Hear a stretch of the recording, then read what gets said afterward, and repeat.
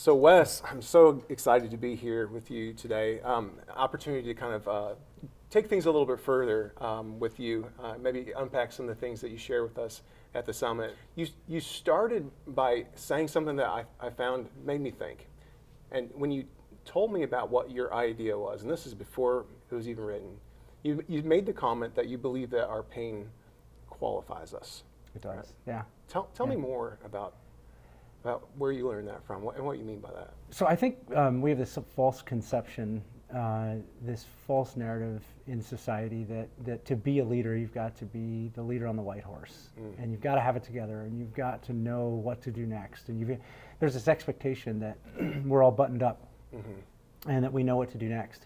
And I think when that veil is pulled back and people find out that we're just normal people with normal insecurities and that sort of thing, that you unlock the power of a team that you can't get any other way. And so I think the more open we are about past foibles and past mistakes and that sort of thing, people find their story in ours, and it creates a bond that no amount of chest beating or braggadocious behavior or a CV or anything like that is going to ever do.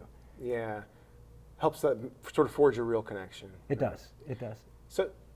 So you've had a lot of opportunity that I think is really unique to work with leaders all over the world. Is that fair? It is, yeah. Different cultures, different economies, different languages. Different languages. And you know, I think the thing that stands out to me, particularly as I started to travel, I grew up in a pretty insular society and had never left more than, I'll say, 500-600 mile range of the home that I grew up in. Yeah. And the first part of my professional life was the same way. And I think when I started to see different parts of the world and different cultures, perhaps that I feared even before, and found out that they're just normal human beings. Yeah. One of the things that I started to realize is the more I learn, the less I know. And you know, you can get, when you get 10,000 hours under your belt doing something, you start to recognize patterns. That's what we become good at, that pattern recognition, you know, over time as human beings. And so you start to sort of predict what's going to happen next. And then you pull all of that experience out of the culture that you're accustomed to applying those things in, and you put yourself in a completely different culture, and you find out that not only does your past experience not help, it actually works actively against you. Yeah. You know, I shared this story with my kids at one point in time that there's certain things that we hear so many times that we sort of forget that we never knew what it meant. Great example of that for me was the little sing-songy poem that we sang as a kid, Ring Around the Rosie. Right. You know, ashes, ashes, we all fall down. You all know it, right? Yeah. There was a time where I stepped back from just the familiar, comforting sound of those syllables to like thinking about those words for the first time. Yeah. And it was like an epiphany in me. I was like, wow, we're talking about plague and death. The bubonic plague, right? Right. Yeah. That's what we're talking about. But I heard that so many times and never knew what it meant. Yeah. Right. Yeah. I think what you're describing sometimes in these sort of journeys through life and our career, you're almost singing the poem or the sing song and not seeing the meaning. But there was a point in your career where you saw this pattern, well, two patterns, right? Of the beat your chest strong, I'm invincible, and then the vulnerable leader.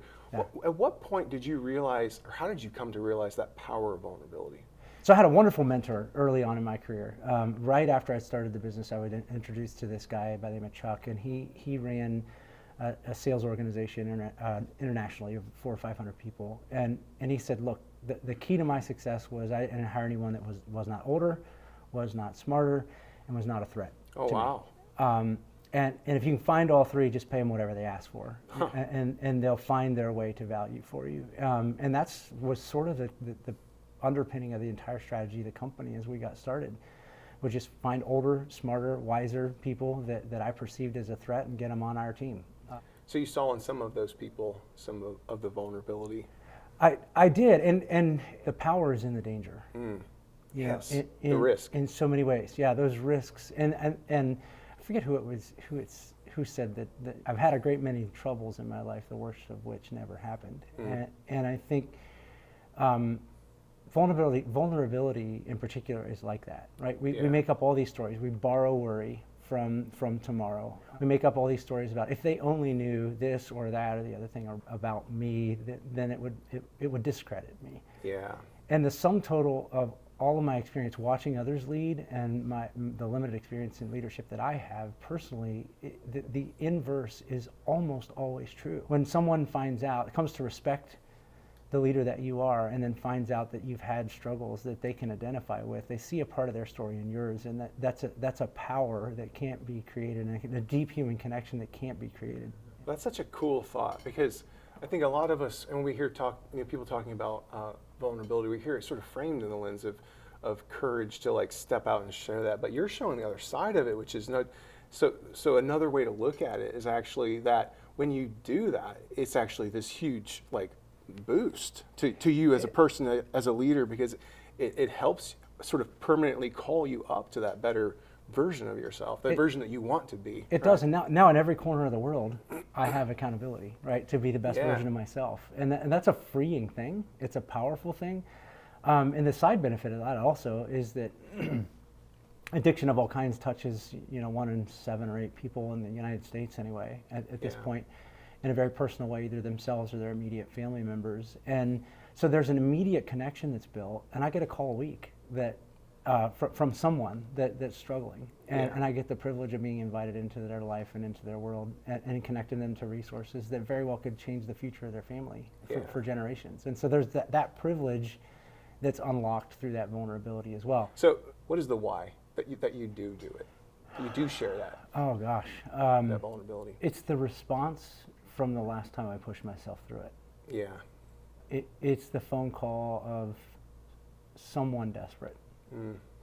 A mother desperately hurting for her child. It's the phone call of a CFO desperately afraid that they're going to lose their job if they go to the EAP, the Employee Assistance Program at work, and tell them they're struggling with substance abuse. They need help. And they need help. It's those calls of desperation where they've waited. So each time when I have those nerves, particularly on larger scale stuff, you can't take that back. No. Right? You don't always know how something's going to be presented online. You don't get a lot, sometimes all the editorial rights that you wish you had. But then again, I tell my kids this all the time, is your reputation carries you. Mm-hmm. Once you've got, sort of a bit of a track history of being who you are, some knucklehead running their mouth about one unfortunate soundbite or something like that, your reputation carries you through that. There's a tendency when you're going through something hard of any kind to listen to sort of the brother that's gone before you, that's been bloodied by the same thing, and say, well, they don't remember what it was like. They don't remember what it was like to be an alcoholic. They don't remember what it was like to, insert your challenge here. And, if that's our response, we don't want help, we want pity. Even in those situations where you're sharing something and it doesn't land. And the first time that happened, it was a little unnerving. Until I realized they cannot unhear anything they've heard. Yeah. Right? And so maybe that's maybe that's the 4th message in a line of 7 that they needed. Yeah. And to start to come face to face with whatever it is they're facing. I think we tend to view those negative experiences as points in time that sort of galvanize rules that we have about how to lead. Like, because this one thing didn't work this one time in this certain set of circumstances. And I don't want that to happen. Don't want that to happen again, so I'm definitely not trying that again. And so that becomes sort of a rule for living. In situations like this, you don't do that. And that's, so now you fast forward through 10 or 20 or 30 or 40 years of leadership, and you've got an awful lot of those things that just sort of link together and just bind you up. And so you've got more rules about what not to do than you do about what you can do. So the word picture in my head is just expanded, because when you first said it, I was thinking about like a set of chains, maybe binding your hands, but I'm now getting this image. It's like piles of chains. It's just weight, right? It's weight, that keeps getting added. But if that weight is added in the right way, then it becomes a little more complex, like like a chain mail, as opposed to just chains being piled and heaped on you. If those things are assembled in the right way and with intention, they actually protect you. Right? Interesting. So it's one and the same. It's just a function of how it's been processed and woven together And assembled, right? So, Yeah. and the beautiful thing about this is you are in control of that, right? I have a deeply held belief that if I am not the problem, there is no solution. And so in every circumstance, a circumstance is a set of facts. The results that I produce, that's also a set of facts. But everything else that happens between a set of stimulus that the stimuli that hit me and the action that I choose to take is a construct of my mind. So pain is inevitable, but suffering is optional. It's a powerful thought.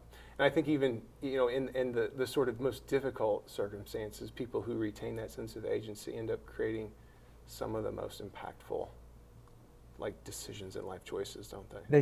They do, because that's the thing that comes across as confidence.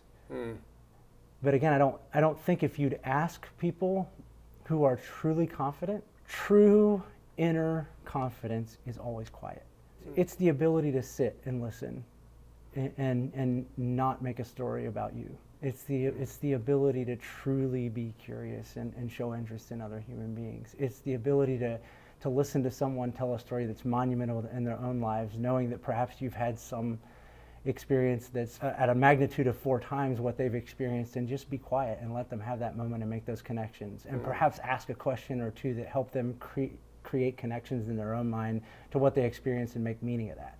I think those experiences that we have as we progress throughout life, that pain qualifies us to go back and help others sort of knit those chains together. Yeah. Into armor and instead of just dead weight. So Wes, thanks again for coming out here to Richmond, agreeing to talk with me a bit this afternoon. As I think back on the summit, I sometimes have I wish I would have said. Yeah. Was there I wish I would have said for you on this topic of pain and how it qualifies us, how it could sort of lock us down or set us free? Yeah, I think I wish I would have made the point when I look back on 10, 11 years of a decision to be completely vulnerable and completely open about my life. The moments that most haunt me are the moments when I held back and had an opportunity. Wow.